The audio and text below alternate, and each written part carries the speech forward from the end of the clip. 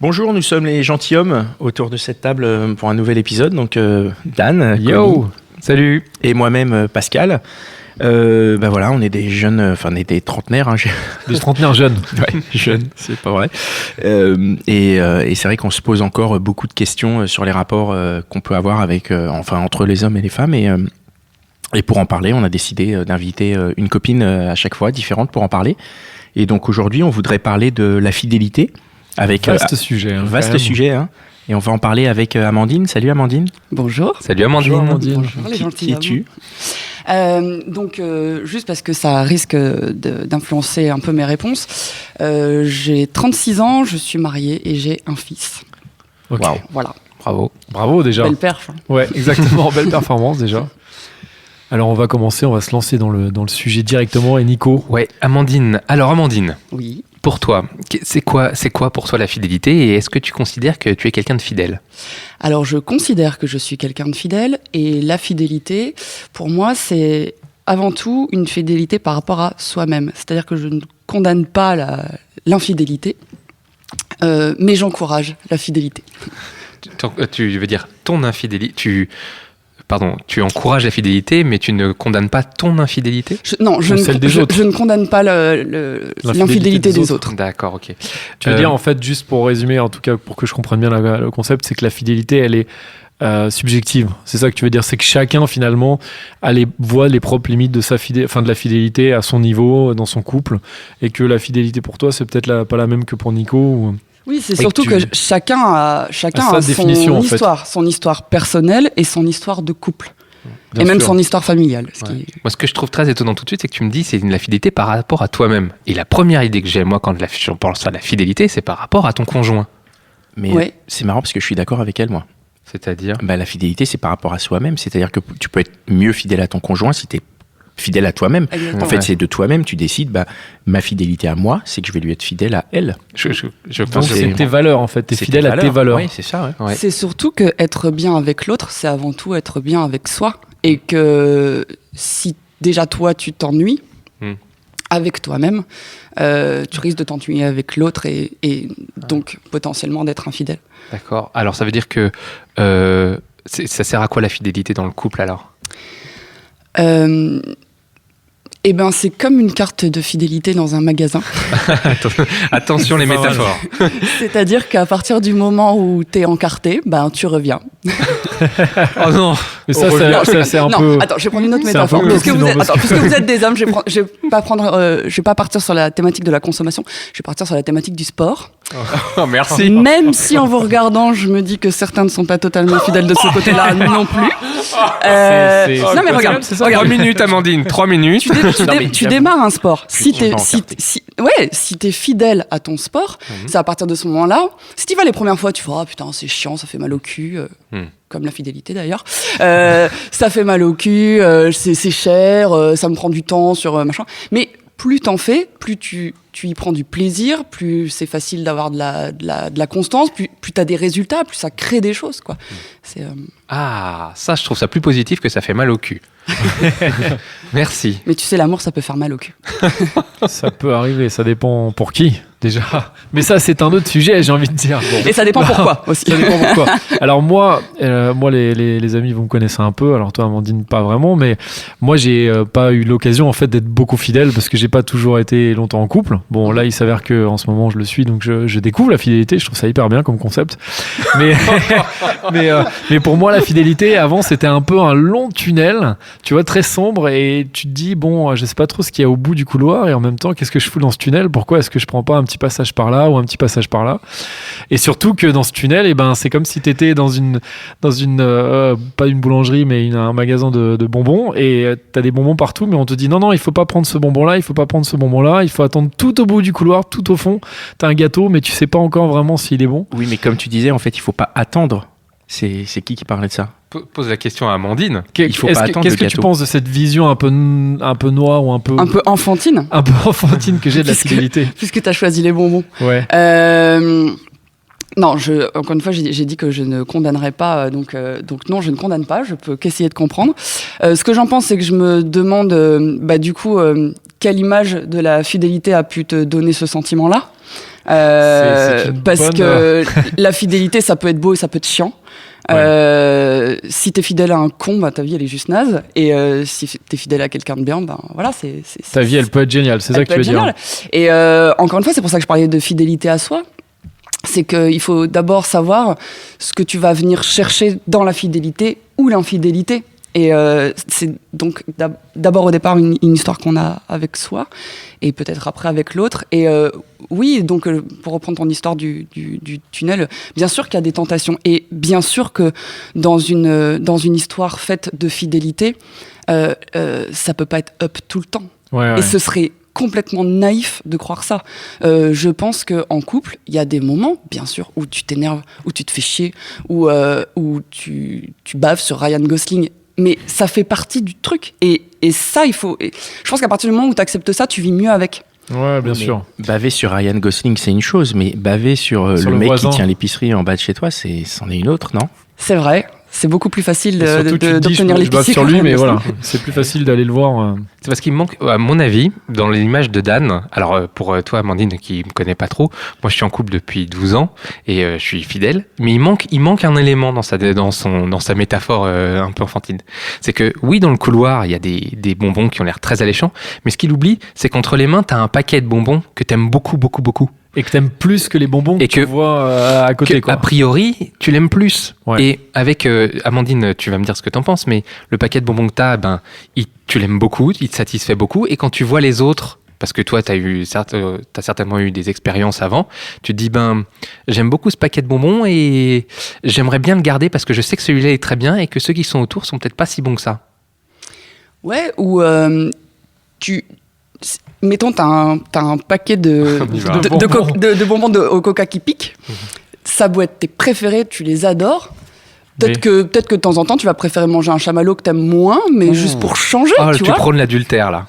Non, je prône pas l'adultère. Ouais, mais c'est intéressant qu'elle soulève cette question parce que justement, elle comprend. Voilà, ça veut pas dire que tu vas croquer dans le chamallow, mais juste. De toute façon, d'un côté comme de l'autre, je trouve que ce serait dommage d'être à 100% d'un parti comme de l'autre. Cette journée d'élection, n'est-ce pas?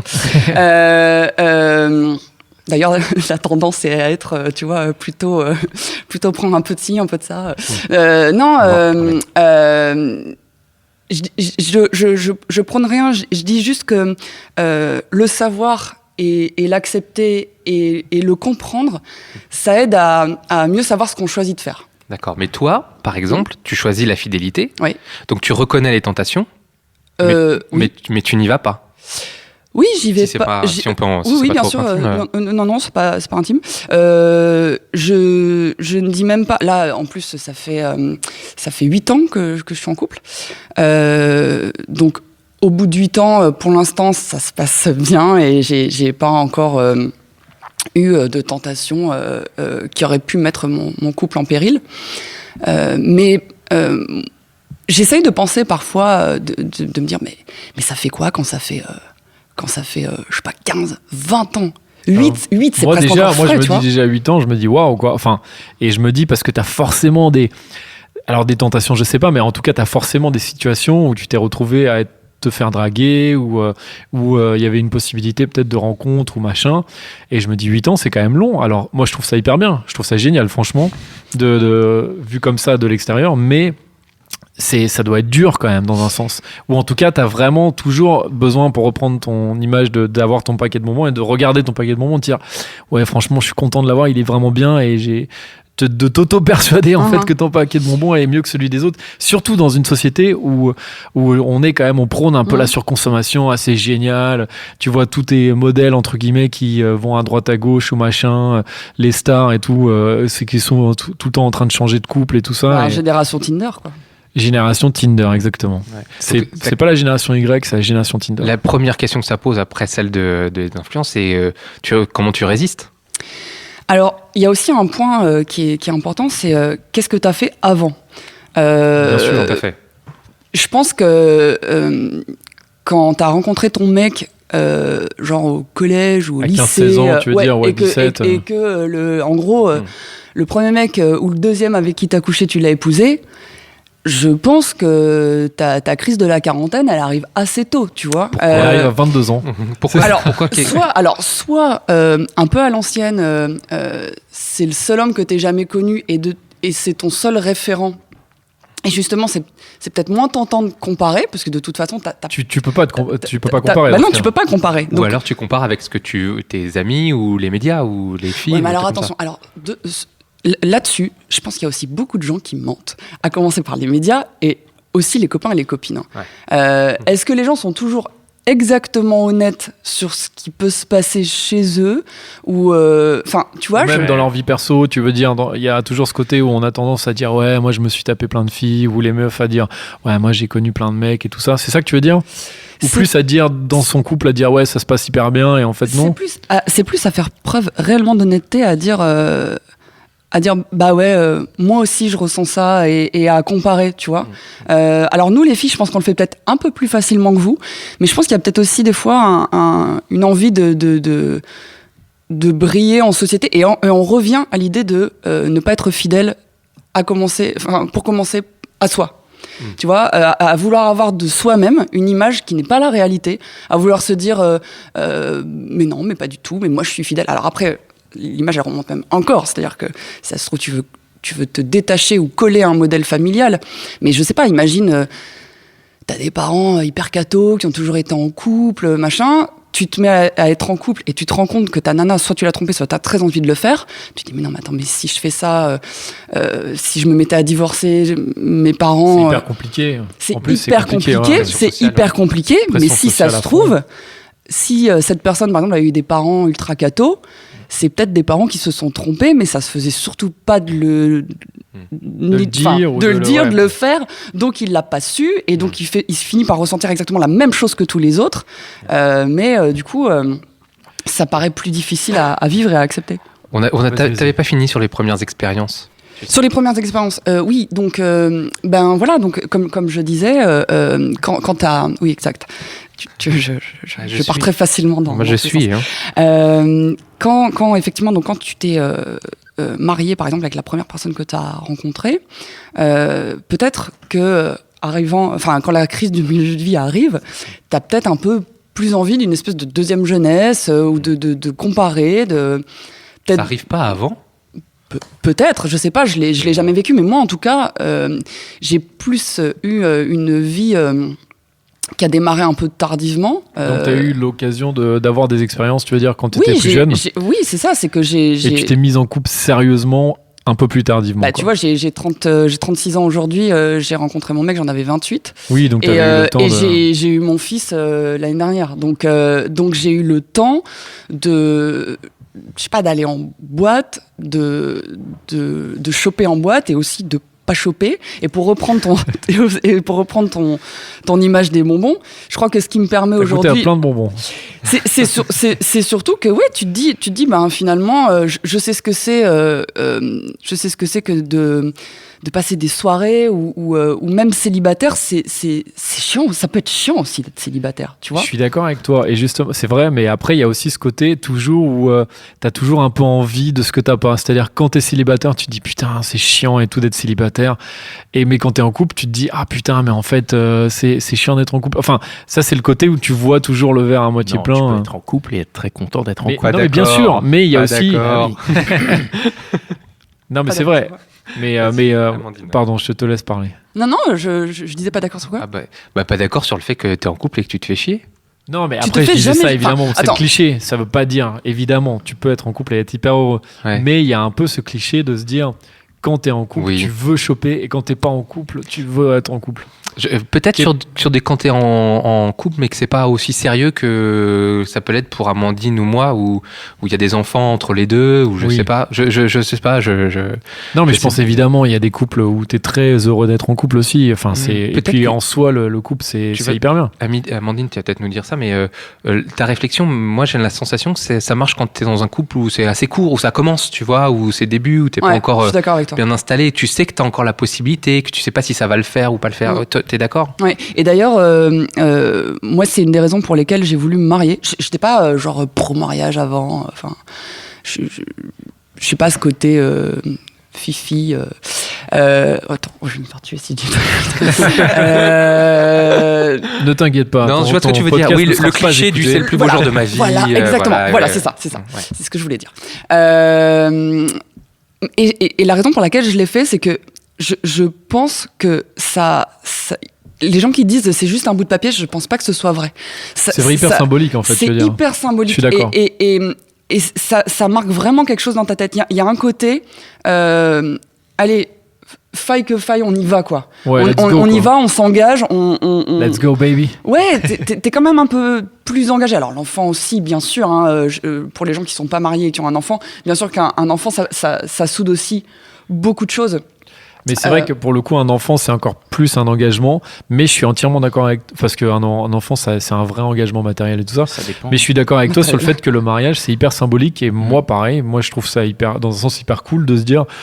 On se marie parce que ça veut dire genre on y va et finalement c'est comme si on disait un peu, on mettait sur un papier, ok, là c'est bon, on va être fidèle quoi. Enfin, on va être ensemble et c'est pas juste un truc comme ça quoi. Bah ouais, tu sais que malheureusement je mettrais presque un bémol à ce que tu dis parce que je suis même pas sûr que il y a des gens pour qui faire un enfant c'est pas non plus. Ouais, je pense. Tu vois, il y a des gens pour qui. Je pense qu'il y en a pour qui l'engagement de l'enfant est moindre que l'engagement du mariage. C'est vrai. Non, pas moindre, mais en tout cas. Ils s'en foutent quoi. Oui, il y a des gens pour qui faire un enfant finalement ça engage pas plus que ça. Enfin.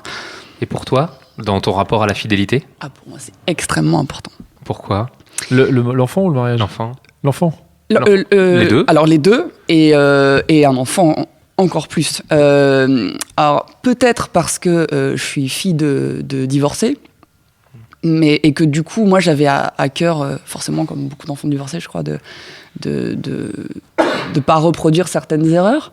Mais ouais, pour moi un enfant, c'est précieux. Et l'enfance, en général, c'est un moment où se jouent beaucoup de choses. Et faire un enfant, c'est précieux. Et faire en sorte de lui donner une bonne image quand il sera petit, c'est peut-être faire en sorte aussi que quand il sera lui-même plus grand, il ait la chance d'avoir un rapport à la fidélité. Qui se disent, en fait, c'est cool d'être fidèle parce que j'ai pas un modèle, justement, où je vois mes parents se séparer, machin. Ouais, c'est vrai. Ça, je pense que ça joue vachement. Hein. Est-ce que Pardon ? Non, est-ce que tu n'as pas peur que ce soit de la théorie, ça ? Parce que tout à l'heure, tu nous as dit, moi, si je me fais chier, ou etc., ça peut être un motif de fin de fidélité, tu vois ? Et là, j'ai la sensation que l'enfance, c'est un argument pour rester fidèle. Je vois ce que tu veux dire. Alors, je vais juste revenir sur ce thème de se faire chier et tout ça. On y revient après, si tu veux. Ouais, parce que comme ça, on pourra parler du rapport au conjoint sur la fidélité. D'accord. Finissons avec l'enfant, si tu veux. Ouais. Je voulais juste faire un enfant parce qu'on sent qu'il y a une baisse de forme dans le couple. Probablement une mauvaise idée, non ? C'est une très mauvaise idée. Il faut surtout pas faire ça. Non, mais l'enfant n'a rien à voir avec la fidélité. Tu peux avoir des enfants et être infidèle. Hein. Oui, c'est vrai. Concrètement, tu peux. Oui, bien sûr. Il y a des nombres d'histoires de gens qui ont des enfants et qui sont infidèles mais au moment de l'accouchement. Je pense que tout se sait. Tout se sait. Tu le sais forcément. Tu penses ça ? Ouais, vraiment. Je pense que il y a ce que tu veux savoir. Il y a ce que tu veux savoir ou pas. Mais je pense que forcément, à partir du moment où tu te trompes toi, tu trompes l'autre, tu trompes ton enfant. Ça se sent. Mais alors justement, qu'est-ce que ça veut dire ? Alors peut-être que je suis pas dans le planning, mais qu'est-ce que ça veut dire tromper ? Et en fait, à quel moment ça commence ? Parce que c'est vrai qu'on a, en plus, pour préparer cette émission, on en a discuté avec Pascal et Connie. On se disait, mais en fait, qu'est-ce que c'est tromper ? Est-ce que c'est par exemple où ça commence ? Où ça commence quoi ? Pour toi, où est-ce que ça commence ? Alors, est-ce qu'un regard, c'est tromper ? Voilà. Est-ce que regardez l'épicier, est-ce que c'est tromper ? Toi, t'as une histoire avec un épicier. Tu nous as pas parlé de ça, Pascal, hein ? Les détails sur Facebook. Oui, alors effectivement, je pense que de ce point de vue, les hommes et les femmes sont différents.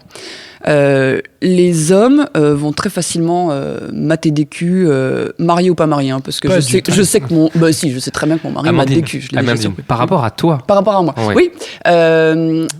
Oui, mais par rapport à moi, il faut quand même parce que je suis une femme, il faut quand même que je définisse, je pense, la fidélité des hommes et la fidélité des femmes. C'est-à-dire que pour savoir où est-ce que ça commence. C'est-à-dire que je pense que les hommes, franchement, mariés ou pas mariés, ils matent, c'est sûr, tout le temps. Et c'est pas forcément une marque d'infidélité, c'est comme ça, quoi. Est-ce que toi, si ton mari il mate les culs, pour toi il est infidèle, il est pas fidèle? Mais moi je vois une fille arriver. Et je le regarde lui parce que je sais qu'il va la regarder, tu vois, et ça loupe pas, tu vois, parce que en plus je sais, justement en étant fidèle, tu sais exactement le genre de femme que ton mec aime bien, et quand on voit une arrivée, tu fais bon, elle clairement, il va la mater, quoi. Est-ce qu'il essaie de le faire discrètement ou pas, lui? Bien sûr. Bien sûr, évidemment. Mais tu sais quand même, et donc est-ce que tu le laisses mater? Mais moi-même je sais, quoi. T'as la politesse de le laisser mater. Ouais, tu le laisses mater. Ou alors, est-ce que tu lui fais une petite remarque, tu lui dis attends, ça va? Ouais, ça dépend des fois. C'est-à-dire que je le laisse mater une première fois, mais quand il insiste, je fais oui, bon, écoute, ça va. Tu l'as maté à l'aller, évite en plus de te retourner, quoi, parce que bon. Et est-ce que toi, tu mates? Ça peut m'arriver, mais je pense qu'on mate pas comme vous. Les filles ne sont pas des mateuses. Alors peut-être que peut-être que je me trompe. Je devrais d'ailleurs plus dire je que les filles en général, puisque d'ailleurs il s'agit de ma simple opinion. Mais je pense pas que par exemple les filles ça mate des culs, ou peut-être un peu, mais vite fait. Je pense qu'on est beaucoup plus sensible à des personnalités, de l'humour, une intelligence, un bon mot. Donc quand tu arrives au bon mot, t'es déjà. Voilà, c'est ce que j'ai dit. Voilà. Où commence la et c'est pour ça que je voulais définir. C'est toi. que voilà, je pense qu'un mec ça peut faire ça sans qu'il y ait de conséquences, et que pour les femmes c'est différent. C'est-à-dire que je pense qu'une femme ça mate pas, ça fait pas des trucs gros comme ça tout le temps. Mais justement, comme les femmes sont plus sensibles à des personnalités, quand une femme commence à penser à l'infidélité, vous êtes déjà un petit peu plus dans la merde. C'est-à-dire que vous pouvez être juste bourré un soir. Et d'ailleurs, je voudrais redonner toute l'importance à cette phrase de « c'est pas ce que tu crois ». Chaque fois que dans un film, je vois un mec tromper sa meuf, se faire choper et dire « c'est pas ce que tu crois », je me dis « bah oui, je me dis pourquoi elle le croit pas, c'est vrai ». Bien sûr que c'est pas ce que tu crois. Il vient de la rencontrer. Demain, il va se réveiller complètement bourré. Il saura même plus comment elle s'appelait. Et j'y crois vraiment. C'est pas ce que tu crois. Mais donc, ça veut dire Par que contre, quand le une mec meuf, fait ça... elle trompe son mec, c'est complètement ce que vous croyez. Ok, donc il faut qu'on se méfie alors. T'es mal barré.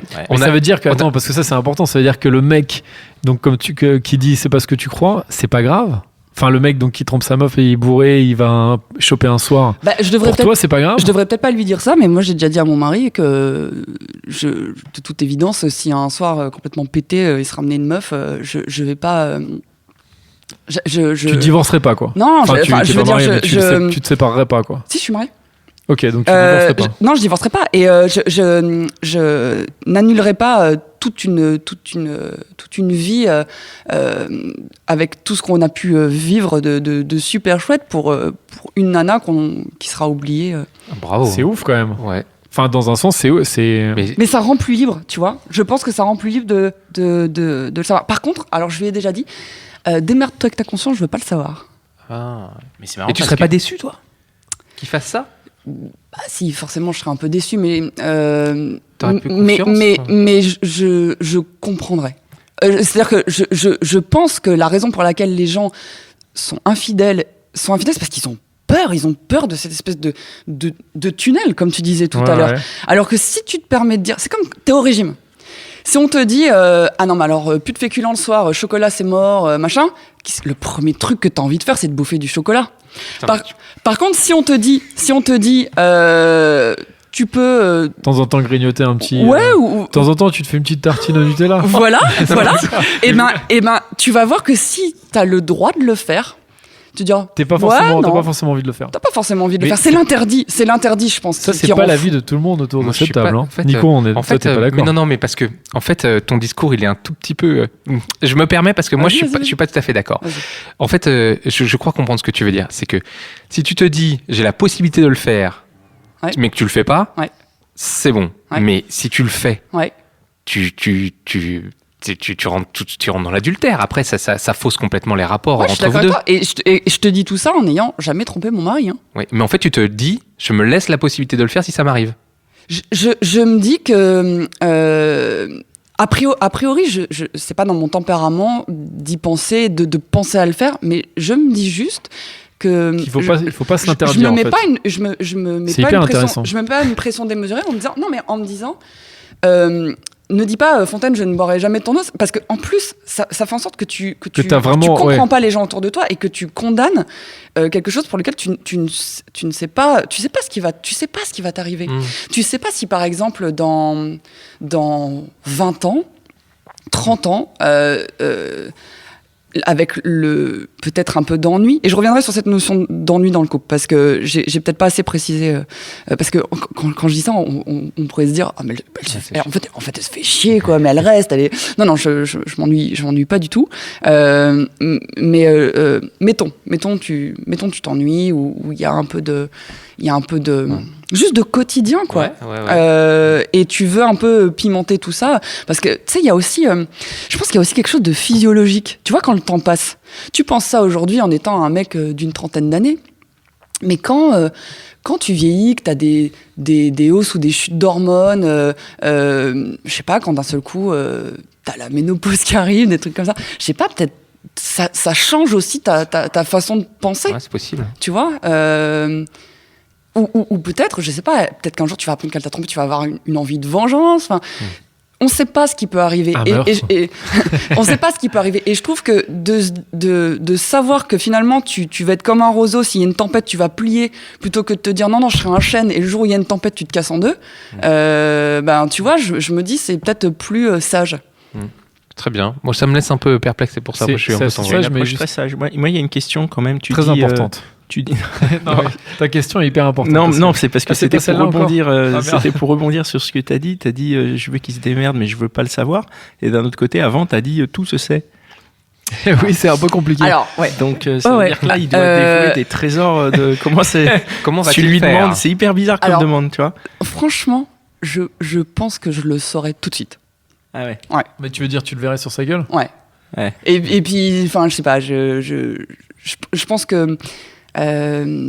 C'est pour ça que je disais tout à l'heure, tout se sait, parce que forcément, s'il y a de la fidélité, s'il y a de l'amour, de la constance, tu connais l'autre, franchement, limite comme toi-même. Et tu le vois à sa gueule. Je pense que tu le vois à sa gueule quand il rentre qu'il a fait une connerie, ou qu'il est pas bien. Et c'est pour ça que je dis que quand ça se sait pas, c'est que tu vois bien qu'il y a quelque chose qui va pas. Qu'il y a un vrai problème, tu veux dire. Et que tu fais en sorte de pas le voir, parce que t'as peur de te séparer, parce que t'as peur d'être seul, mais là, pour moi, on rapproche aussi un peu de ce qu'on va appeler le sixième sens féminin, c'est-à-dire que si lui le faisait, il rentrait, tu le verrais tout de suite à sa gueule. Mais inversement, est-ce que si toi tu le faisais quand tu rentres, est-ce que lui, tu penses qu'il le verrait immédiatement ? Là, c'est vraiment mon histoire personnelle, mais je pense qu'on se connaît suffisamment bien pour que je pense qu'il saurait. Le sentirait, il le sentirait. En tout cas, il verrait clairement que je suis pas comme d'habitude. Et est-ce qu'il saurait tout de suite que c'est ça ou pas, je sais pas. Mais je sais pas. Je pense qu'en tout cas, il sentirait quelque chose. Et puis, d'où l'importance aussi de parce que quand même, quand tu te dis il me trompait, je le savais pas, ou je sais pas quoi. Enfin, tu te demandes quelle est la communication qu'il y a au sein de ce couple-là, tu vois. Enfin, je sais pas. Nous, on se dit beaucoup de choses. C'est génial. Ouais, c'est bien quand même. Enfin, j'espère après 8 ans. Alors moi, j'ai juste une petite question. Enfin, Pascal, tu veux, non ? Comme tu veux. Non, moi j'ai juste une petite question pratique. Est-ce que envoyer des SMS en mode dragouille, tu vois, à une copine ou un copain, est-ce que c'est trompé pour toi ? Est-ce que toi, par exemple, tu vas entre guillemets envoyer ça, ou ça t'est déjà arrivé, même pas forcément dans cette relation-là, mais dans une autre, de dragouiller vite fait par SMS ou machin, et est-ce que tu penses que c'est grave ou pas ? Parce que finalement, quand on parle de fidélité, il y a le truc où la fidélité, c'est le physique, c'est-à-dire embrasser, évidemment c'est tromper, avoir une relation sexuelle, mais est-ce que avoir ce petit rapport de séduction, est-ce que c'est de la tromperie ou pas ? C'est la porte ouverte à toutes les fenêtres, tu vois. C'est déjà... je trouve que c'est... Encore une fois, tu vois, si on parle de fidélité par rapport à soi, tu le sais, toi, quand tu commences à envoyer ce genre de message. Et si tu commences à envoyer ce genre de message, c'est qu'il y a un problème. C'est-à-dire, donc c'est toi-même, en fait, qui sais, si tu le fais comme ça, de façon complètement anodine, et que c'est pour toi que c'est pas important, dans ce cas-là, c'est pas de la tromperie. Mais si, à l'intention, finalement, et toi, tu dis, ah ouais, dans mon couple, je me fais un peu chier, et finalement, je suis hyper excité par le fait d'envoyer des petits messages, c'est là qu'il y a un problème. Donc, c'est encore une fois très... C'est exactement ce que tu viens de dire. Des cas particuliers, quoi. c'est toi qui sais si c'est important ou pas. Et toi, par rapport à ton mec, pour toi, à partir de quel moment il franchit la ligne rouge? Le SMS, il roule une pelle à une fille dans une soirée, tout à l'heure, t'as dit ramène une fille, il est bourré et tout. Ou Le à plan partir à à partir de quel moment tu te dis, là, mon gars, t'as franchi la ligne? À partir du moment où il y aurait une constance. Il y a une question d'intention aussi, peut-être. Ouais. Ça veut dire qu'il le fait plusieurs fois il a une maîtresse, quoi. Ben, Ou quelqu'un ou par exemple, si on revient plus léger au cas des SMS, c'est à partir du moment où il envoie plusieurs SMS en mode de séduction, là, il y a une espèce de constance et là, on franchit la ligne rouge. c'est ça, c'est-à-dire que vous avez vu ce film, c'est avec François Cluzet et Sophie Marceau sur la fidélité. Ça s'appelle La Fidélité, je crois d'ailleurs. Non, je l'avais pas vu. Mais on va le regarder. Eh ben, c'est l'histoire d'un mec, si je me souviens bien, parce que j'ai vu il y a très longtemps, qui est en séminaire, il est marié, je crois qu'il a des enfants, et il rencontre Sophie Marceau. Waouh, c'est vrai que moi, si j'entends Sophie Marceau, je me dis. Attends, je l'ai vu il y a très longtemps, mais dans mon souvenir, c'est genre, il est en séminaire, donc il va passer un week-end loin de sa famille, et il va jamais rien se passer physiquement. Comme, tu vois, comme sur la route de Madison. Enfin, non, sur la route de Madison, du coup, clé. Bon, reprenons donc ce premier épisode. Il va rien se passer, mais il va penser à elle avec régularité, tu vois. Il va vraiment là, l'envie. tu veux dire, là, il y a tromperie. Ton mari te trompe s'il fait ça. Ton mari te trompe, là? À partir du moment où il y a une intention, tu vois, où il y a où c'est pas juste quelque chose d'animal, tu vois. Quand on sort de l'instinct. Ouais. Mais c'est vrai que c'est hyper intéressant. C'est-à-dire que pour toi, le fait de en tout cas, comme tu disais, le fait qu'un mec ou que ton mec aille en soirée, qu'il embrasse, machin, le côté animal, finalement, tu le condamnes beaucoup moins que le côté, comme François Cluzet dans ce film, où il y a vraiment, le mec pense tout le temps à la fille, même si finalement il se passe rien. C'est hyper intéressant parce qu'on est à l'encontre de ce qu'on pense de l'infidélité, qui serait de dire la ligne rouge, tu la franchis quand t'embrasses ou quand tu fais un geste physique, enfin une action physique, plutôt que juste d'être dans l'infidélité. Non, puisque la fidélité, quelque part, c'est ce qu'on disait, c'est moral au final. Donc au final, c'est pas dans les actes, c'est dans la moralité. Mais justement, ça va à l'encontre de ce qu'on nous apprend ou de ce qu'on pense du cliché autour de la fidélité. Et justement, puisque Nico, Connie, une dernière question. Une dernière question, parce que qu'est-ce que tu penses de la banalisation de l'adultère qu'on voit partout au cinéma? Il y a des fiches là, il y a des affiches dans le métro sur des sites de rencontres entre personnes adultérines. Qu'est-ce que t'en penses, toi? Je trouve vraiment pas ça chouette. Pourquoi? Je pense qu'à force de pousser les curseurs comme ça, il y a un moment où on va se rendre compte à quel point on devient tous fous, et justement on va rétrograder, et c'est ce qui est en train de se passer. Les gens, de plus en plus, ils donnent des vieux prénoms à leurs enfants, ils se refont des demandes en mariage, et de plus en plus même tout à l'ancienne, quoi, tu vois. Et qu'est-ce que tu veux dire par rétrograder? Je comprends pas. On revient à des choses en fait, on va se anciennes, archaïques ou non, je veux dire, on va de plus en plus se rendre compte par soi-même, à cause de tous ces trucs-là, que finalement, la fidélité, ça a du bon, tu vois. Revenir à des... On revient aux valeurs, tu veux dire, aux valeurs un peu... Oui, alors, j'aime pas trop le côté valeur, parce que ça pourrait faire croire à des gens qui ne vivent pas comme ça qu'ils n'en ont pas, tu vois. Qui n'ont pas de valeur, ce qui est pas cool pour eux.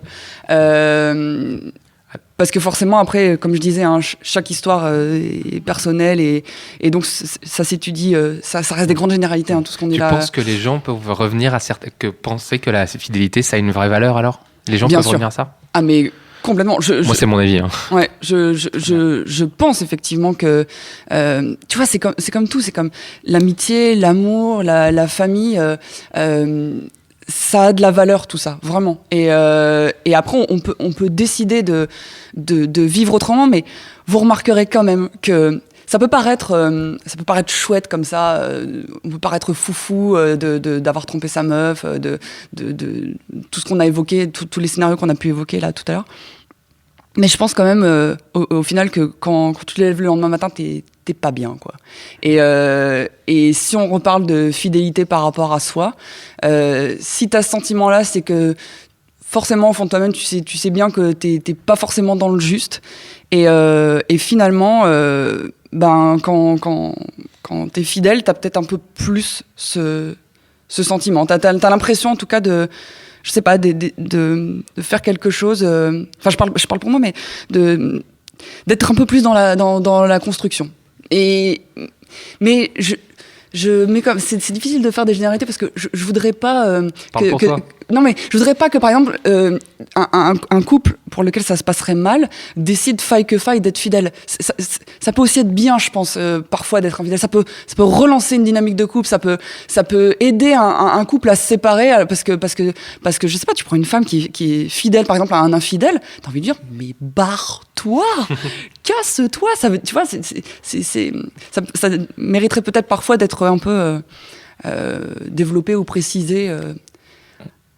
Okay. En tout cas, c'est un joli mot de la fin. Bravo. C'est un joli mot de la fin. Ouais, on va finir là-dessus. Merci beaucoup, Amandine. Merci, Mitch, notre ingénieur du son. Merci, Binge Audio, qui nous héberge pour nous distribuer et pour nous enregistrer. Abonnez-vous à ce podcast sur iTunes ou sur vos autres lecteurs de podcasts. Laissez-nous des étoiles. Contactez-nous sur Facebook, Twitter. On est assez actifs et on est assez réactifs. Donc, et vraiment, on est dans l'attente de vos avis, de vos commentaires, remarques. De vos suggestions, de vos propositions. De sujets. Voilà, sujets, d'invités. D'invités, ouais. Nous, on est à l'écoute. Je pense que c'est vraiment le maître mot. Merci, Amandine, de nous avoir consacré. Bravo, Amandine. Et puis, on embrasse ton mari aussi. Oui. Merci. Ciao.